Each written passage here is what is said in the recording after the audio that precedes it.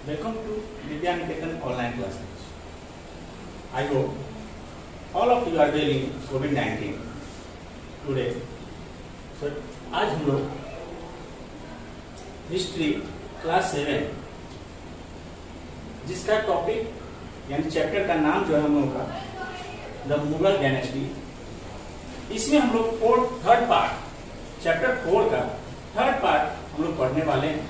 इससे पहले जो दो वीडियो आप लोगों को हम प्रोवाइड किए थे ऑनलाइन माध्यम से, इसके द्वारा आप संभवतः उस वीडियो को देखे होंगे और दोनों पार्ट को पढ़ने के उपरांत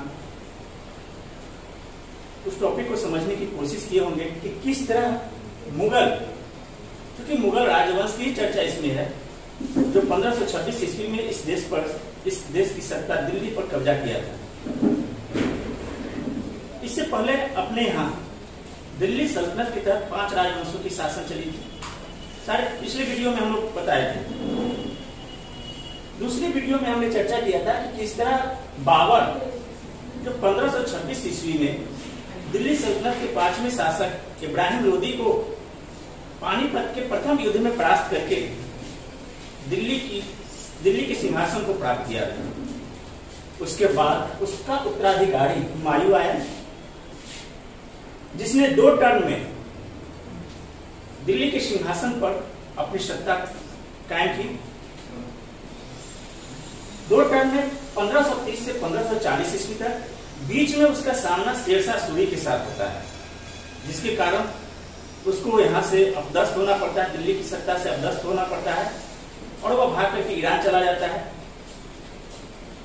पुनः वहां ईरान के शासक के द्वारा उसकी सहायता प्राप्त की जाती है और वापस दिल्ली पर कब्जा करने के लिए आता है और लगभग मात्र 1 साल ही वह शासन कर पाया। इसी क्रम में वह अपने पुस्तकालय की सीढ़ी से लुढ़कने के कारण उसकी मृत्यु हो जाती है। उसके बाद उसका उत्तराधिकारी अकबर गद्दी पर बैठता है, जो हम पार्ट 2 में इसके बारे में चर्चा कर चुके थे। और यह 1556 से 1605 ईस्वी तक इसकी सत्ता रहती है। तो इसी अकबर में आगे हम लोग देखेंगे कि किस तरह अकबर ने पानीपत के दूसरे युद्ध में, जो 1556 ईस्वी में हुआ था, इस युद्ध में जो हेमू है, जो उस वक्त के बहुत ही मजबूत शासक था सैन्य दृष्टिकोण से, उसको वह उस युद्ध में परास्त कर देता है। इसकी चर्चा हमने दूसरे वीडियो में की है। अब इसके बाद हम लोग देखते हैं कि क्या अकबर का विजय अभियान वहीं तक सीमित रहा या आगे की ओर बढ़ता है। तो इस तीसरे पार्ट में हम लोग देखेंगे अकबर। आप लोग अपने जो बुक प्रोवाइड किया गया है उस बुक को सामने रखें और देखें कि Akbar victories over Chittor and Ranthambore are historical significant. Akbar का जो विजयी यात्रा थी वह एक महत्वपूर्ण यात्रा में ऐतिहासिक दृष्टिकोण से काफी महत्वपूर्ण साबित हुई, जब वह चित्तौड़ और रणथंभौर पर विजय प्राप्त किया। Chittor fort was captured after 4 months of siege. The garrison established inside or valiantly with support from local peasants and citizens. The fort was plundered and destroyed. माने अब चित्तौड़ को कब्जा करने के लिए उसमें कितने संघर्ष करना पड़ा अकबर को, वह इस पैराग्राफ के द्वारा आपको बताने की कोशिश की जा रही है कि लगभग 4 महीनों तक अकबर ने अपनी सेना के द्वारा उस चित्तौड़गढ़ के किले को कब्जा करने के चारों ओर से घेराबंदी करनी शुरू की और 4 महीने तक वहां पर उसने इंतजार किया अपने सैन्य अभियान का। और जब with support from local period, और जब उस पर विजय प्राप्त किया तो उसकी सेना ने उस किले के अंदर में लूट मार मचाई, हत्या किया और उस किले को खंडहर में तब्दील करने की कोशिश किया। A large number of civilian population was massacred while a woman committed job. माने जैसे ही चित्तौड़ पर उसकी विजय अभियान सफलता मिली, इस सफलता के फलस्वरूप उसकी सेना जो थी काफी लूटमार मचाया है, काफी नरसंहार किया उस क्षेत्र की जो महिलाएं थी, खास करके राजपूत महिलाएं, वह अपने आप को मुस्लिमों के हाथ में न सौंपने की अपेक्षा जौहर को स्वीकार करना पसंद की। अब जौहर है क्या? तो ये आप लोग अभी कुछ दिन पहले एक फिल्म आई थी, याद होगा, उस फिल्म में भी इसकी चर्चा की गई थी। तो यहां बता दें कि जौहर एक परंपरा थी, खास करके राजपूत महिलाओं के बीच में। जब मुस्लिम आक्रमणकारी उसके क्षेत्र पर आक्रमण करते थे और खुदा न खास्ते जब वहां के राजा परास्त हो जाते थे, तो वैसी स्थिति में महिलाएं मुस्लिम के हाथों सौंपे जाने की अपेक्षा वो अपने आप को मौत की गले लगाना पसंद करती थी। तो यही घटनाक्रम, यही बातें जो है जौहर के रूप में आती है। The fort of Ranthambore was ruled by powerful Hadash clans of Rajput who were opposed to Mughal rulers। अब ये जो रणथंभौर के जो शासक थे हैदाश वंश के, वो काफी पावरफुल थे, उनकी जो मिलिट्री थी काफी स्ट्रांग थी, जिसके कारण वह हमेशा मुगलों के अपोज में रहते थे, मुगलों के खिलाफ में वह चलते थे। 1569 ईस्वी के बाद जो संघर्ष हुआ, जिस संघर्ष में मुगल की सेना को सफलता प्राप्त होती है और वह इस किले पर विजय प्राप्त कर लेता है।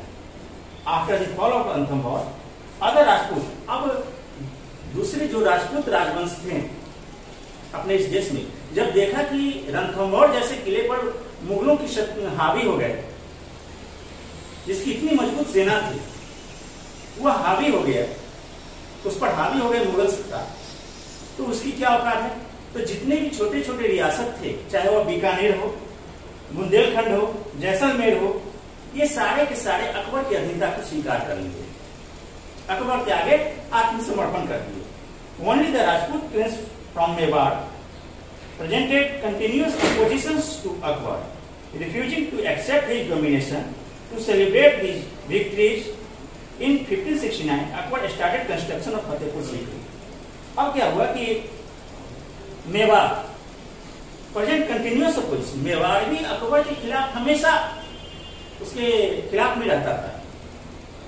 वह अकबर की अधीनता को, अपने आप को अकबर के सामने आत्मसमर्पण नहीं किया, उसकी अधीनता को स्वीकार नहीं किया, लेकिन आखिर अंततः अकबर को अभी उस पर विजय प्राप्त हुई।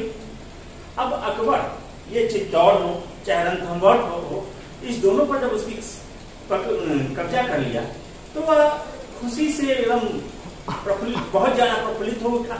इसी खुशी में उसने 1569 ईस्वी में आगरा के नजदीक फतेहपुर सीकरी की स्थापना की। एक नए फतेहपुर सीकरी का एक छोटा सा विलेज एरिया था आगरा के नजदीक, वहां पर एक नए शहर का निर्माण करना शुरू कर दिया। इसका भी संबंध जो हम लोग आगे के चैप्टर, जब हम जहांगीर के बारे में चर्चा करेंगे, तो उसमें हम लोग पढ़ेंगे कि फतेहपुर सीकरी का संबंध जो है अकबर से कैसे हुआ। आगे चल करके जहांगीर के समय में यह राजधानी भी बनती है। तो अगले टॉपिक में हम लोग इस पर चर्चा करें। अभी देखें कि अकबर टर्न टू गुजरात। अब अकबर जो है चित्तौड़ और रणथंभौर पर कब्जा करने के उपरांत यहीं पर वह सीमित नहीं रहा, उसकी महत्वाकांक्षा जो है काफी आगे की बढ़ती चली गई। उसने गुजरात को अपने अधीन किया, गुजरात के अहमदनगर और सूरत पर कब्जा कर लिया। 1573 ईस्वी के आसपास उसके जो अपने माने कजन कह सकते हैं इस तरह से कि जो उसके खिलाफ चल रहा था,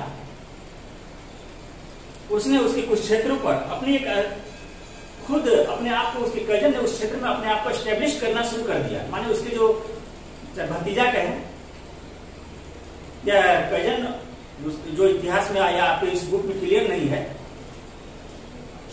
वह भी अपने आप को उस क्षेत्र में एस्टेब्लिश करना प्रारंभ कर दिया था, क्योंकि गुजरात आर्थिक दृष्टिकोण से काफी सुदृढ़ एरिया था। अकबर कैप्चर। अब उसके बाद अकबर ने अपनी विजय श्रृंखला को आगे बढ़ाते हुए पटना को अपने अधीन किया। पटना को कब्जा में करने के बाद बंगाल को भी हड़प लिया उसने, साथ ही साथ कश्मीर, खानदेश और काबुल को भी, और उसके साथ ही छोटे छोटे जितने भी रियासत थे उन सबों को भी अकबर ने अपने अधीनता को स्वीकार करने को मजबूर कर दिया या उनको परास्त कर दिया इस युद्ध में। तो इस तरह से हम कह सकते हैं कि अकबर की जो क्षेत्र विस्तार की नीति थी वह काफी प्रबल थी, उसमें वो पीछे हटने वाला नहीं था। अपने सीमाओं का विस्तार करना काफी तेजी से विस्तार प्रारंभ किया।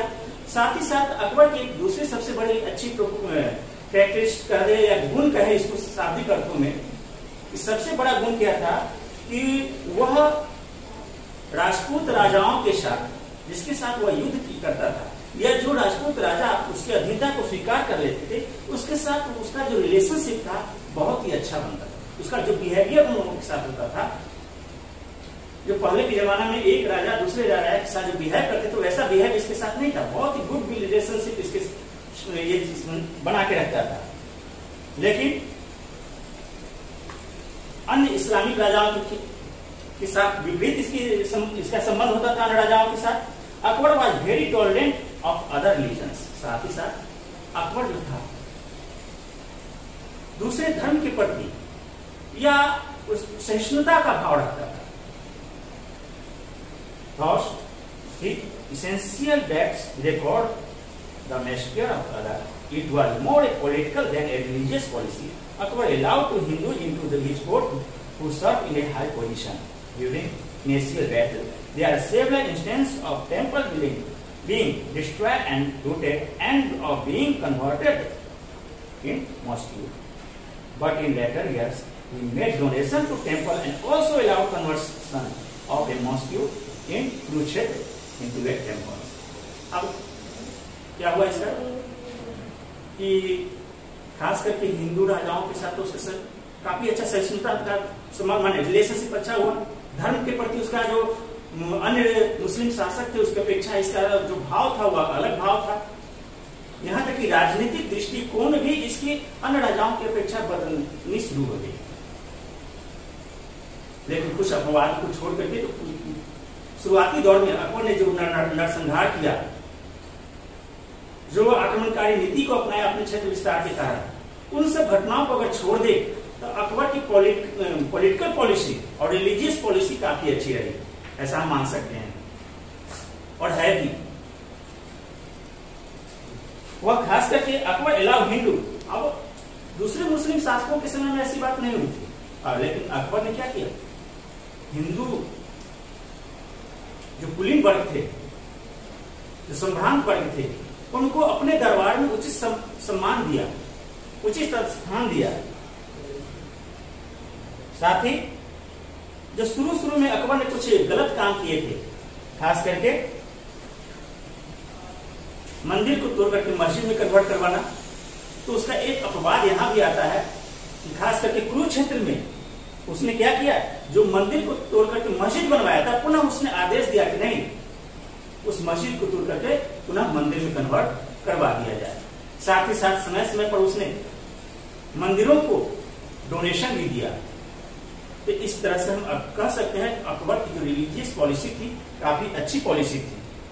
आगे चलते इसमें काफी सुधार हुआ। दूसरी तरफ महिलाओं के प्रति भी, खास करके हिंदू महिलाओं, उसमें भी राजपूत महिलाओं के प्रति जो उसकी पॉलिसी थी काफी अच्छी थी। The women once married to Mughal were disowned by their family and were not given the same place for respect as other Muslim queens. This changed with Akbar. The Hindu Rajput who gave their daughter or sister in marriage were given position in court and treated with the same respect. अब महिलाओं के साथ इसकी कैसी policy है?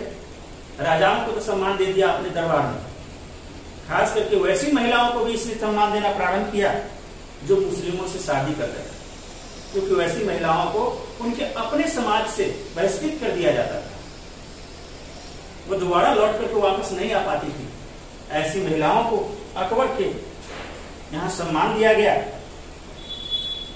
हिंदू राजपूत को गे, साथ ही साथ जो हिंदू राजपूत अपनी बेटी या अपनी बहन की शादी मुस्लिमों से करते थे, तो या इन राजाओं से करते थे, उनको उनके दरबार में उचित सम्मान दिया जाता था। Due this Akbar was able to win over Hindu Rajput creating new alliance. और इस तरह से मुस्लिमों को हिंदुओं खासकर महिलाओं को हिंदू राजाओं को जो सम्मान मिला अकबर के शासनकाल में, इसके कारण हिंदू राजाओं के साथ अकबर का जो एलायंस हुआ, जो संबंध बना, वह काफी उभर करके सामने मजबूत संबंध बना। और वह उससे अकबर की जो पॉलिसीज थी, पॉलिटिकल पॉलिसी, काफी आगे की ओर अग्रसर हुई, काफी सुदृढ़ रही। तो इस तरह से अकबर का शासन जो है 1605 ईस्वी में समाप्त हो जाता है।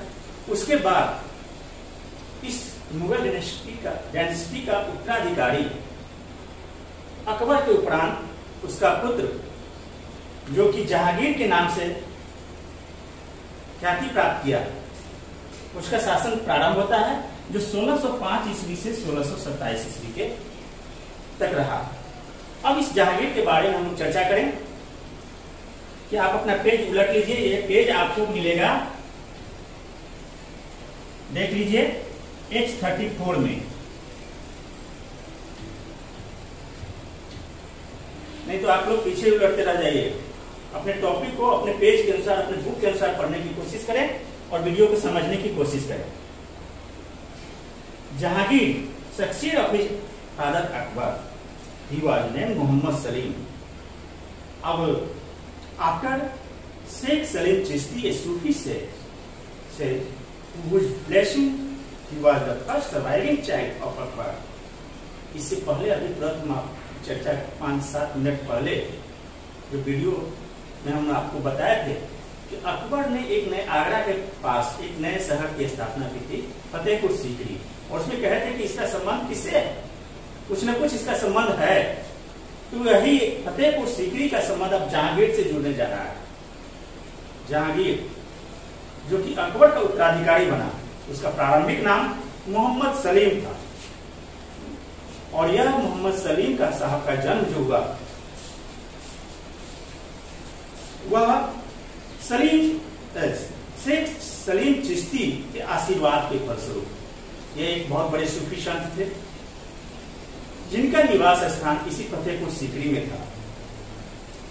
वह अकबर के दरबार में उपस्थित हुए और अकबर को आशीर्वाद दिए कि तुम्हारा जो आगे आने वाले संतान हो वह पुत्र रत्न के रूप में तुमको प्राप्त होगी और उसकी ख्याति जो है भारतीय इतिहास में अमर होगी। संयोग से उनका आशीर्वाद काम हुआ और वह जहांगीर के रूप में पुत्र रत्न की प्राप्ति हुई अकबर को। वही देखिए यहाँ, which blessing he was the first surviving child of Akbar। As a result of this, Akbar was emotionally attached to Sikri। और इसी घटना से अकबर का संबंध इमोशनली, माने व्यक्तिगत तौर पर इमोशनली अकबर का जुड़ाव फतेहपुर सीकरी से हो गया। सीकरी से Akbar, the place where Salim Chishti lived. और यह सीकरी वही जगह है जहां यह सूफी संत शेख सलीम चिश्ती रहा करते थे। In 1600, Princess Salim raised an open rebellion against Akbar and declared himself। अब 1605 ईस्वी के आसपास जब अकबर का शासन ही था, एक छोटी सी घटना घटित होती है। जहांगीर वह काम करता है, अपने पिता के विरुद्ध खड़ा हो जाता है और सत्ता को प्राप्त करने की कोशिश करता है। Against Akbar and declared himself emperor, Akbar favored his grandson। अब इसका कारण क्या है कि अकबर इसको पसंद नहीं कर रहे थे सत्ता को देने के लिए। वह अपने पौत्र खुसरा मिर्जा, जो उसकी सलीम का ही पुत्र था, उसको वह सपोर्ट किए। But upon his death Salim incident and thorny, he later defect Khusra Mirza and had him branded for revolving. अब चूंकि यह मिर्जा साहब को वह सपोर्ट कर रहे थे, sorry, but upon the death Salim ascended the throne, he later defeated Khusra Mirza and had him branded for the revolting। In 1627, Shahjahan, the young brother of Hussain Mirza, माने शाहजहां के बड़े भाई, उसको विद्रोह करने के फलस्वरूप अंधा बना करके छोड़ दिया जाता है। The internal conflict gave the Persian an opportunity to seize Kandahar from Mughal control, forcing the Mughal to lose the trade route of Afghanistan, Persia and Central Asia. Jahangir continued the expansion of Mughal Empire. अब ये जो जहांगीर था, जहांगीर उस विद्रोह को दबा दिया। अब आगे चल करके वह खास करके जहां भी विद्रोह हुआ था, जिसको वह माने जैसे ही उसके अपने घर में इस तरह की विद्रोह उत्पन्न हुए, तो दूसरे शासक, खास करके पर्सिया के शासक, उसको एक अपॉर्चुनिटी मिल गई और उसने इस मुगल साम्राज्य के एक सीमांत प्रदेश कंधार पर जाकर के कंट्रोल कर लिया, कंधार को अपने अधीन कर लिया। Forcing the Mughal to lose the trade routes to Afghanistan, जिसके फलस्वरूप अफगानिस्तान के साथ जो इसका व्यापारिक संबंध था, जो रूट थी, व्यापार का जो रास्ते थे, उस रास्ते पर मुगलों की पकड़ कमजोर होती चली गई। Persia and central Asia, Jahangir continue the expansion of, इसके बाद भी जहांगीर जो था, क्योंकि उस क्षेत्र पर इसकी पकड़ कमजोर हो गई, वह रास्ता जो था व्यापारिक रास्ता, जो मध्य एशिया के साथ व्यापार के संबंध को जोड़ करके रखने वाला वह क्षेत्र था, मुगलों की सत्ता जो है, मुगलों की सेना की पकड़ इस पर कमजोर हो गई। लेकिन Mughal empire with zeal of his father, लेकिन जहांगीर अपने पिता के साथ कारण ही, लेकिन Jahangir continued the expansion of the Mughal empire with the zeal of his father. Jahangir continued the expansion, Jahangir लगातार क्षेत्र विस्तार की नीति पर कायम रहा। Of the Mughal empire with the zeal of his father, अपने पिता के भांति ही, अपने पिता की तरह ही क्षेत्र विस्तार की नीति के फलस्वरूप इसमें जो उत्साह थी, क्षेत्र के विस्तार को माने क्षेत्र की सीमा को बढ़ाने की जो ललक इसके अंदर थी, वह अकबर के समान ही इसके अंदर थी। Most of the region in the north, उत्तर भारत के अधिकांश क्षेत्र, खास करके मेवाड़ और कुछ छोटे छोटे क्षेत्रीय रियासत पर उसने विजय प्राप्त किया। His aim was to conclude Mewar, therefore he launched fresh attack on this kingdom। और जो मेवाड़ पुनः अपने आप को स्थापित करने की कोशिश कर रहा था, उस मेवाड़ को इसने एक नई सेना भेज करके उस पर आक्रमण किया। The century-long war between the two kingdoms come to end in 1615। और इस तरह से लंबे संघर्ष के पश्चात लगभग 1615 ईस्वी में वह पुनः मेवाड़ को अपने कब्जे में ले लिया।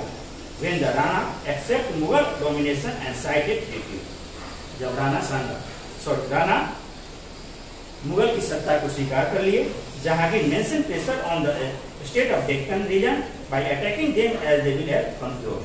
अब जैसे ही राणा संगा मुगल की सत्ता को स्वीकार कर लिए, आधिपत्य को स्वीकार कर लिए, तो दक्षिण के डेक्कन के क्षेत्रों में जो भी छोटे छोटे रियासत थे, वह भी बिना युद्ध किए हुए, बिना उस क्षेत्र को जीते हुए, वो सब इसके सामने आत्मसमर्पण कर रहे हैं। Jahangir was tolerant and liberal ruler like his father, अपने पिता अकबर की भांति ही जहांगीर भी काफी उदारवादी और सहिष्णु विचारधारा का था। He enacted law at the very beginning of his vision। अपने शुरुआती दौर में ही वह एक नए कानून को बनाया, नई विचारधारा को लागू करने की कोशिश किया। With his example of his foresightedness and sense of justice, उसकी जो न्याय थी, उसकी जो दूरदर्शिता थी, वह पहले ही नजर में आ गई थी कि भविष्य में क्या हो सकता है, हम अपनी जनता को कैसे विकास के पथ पर ला सकते हैं। इसके लिए वह अपने शुरुआती चरण में एक नई प्रक्रिया को अपनाया, एक नए कानून का निर्माण करना शुरू किया। He had a uniform criminal law, but for civil case he let the individual regional law to be followed। वह एक विशेष तरह के आपराधिक कानून को लागू करवाया, जो सबों के लिए यूनिफॉर्मल, माने सबों के लिए एक समान था। साथ ही साथ आम जनता के लिए भी उसने न्यायिक प्रक्रिया को विशेष सुदृढ़ करने की कोशिश किया। मुस्लिम फॉलो द इस्लामिक लॉ, और साथ ही साथ उसने जो कानून बनाया उसके अनुसार हिंदू वर्ग के लिए हिंदू ही और मुस्लिम वर्ग के लिए मुस्लिम कानून, यानी दोनों के लिए अपना अपना एक अलग कानून था। तो अब जहांगीर के बारे में और विशेष बातें हम लोग आगे जानेंगे, वो वीडियो शॉर्ट के रूप में होगा। तब तक के लिए आप इस वीडियो को देखें और इसको समझने की कोशिश करें। विशेष हम लोग नेक्स्ट वीडियो में लेकर के आ रहे हैं।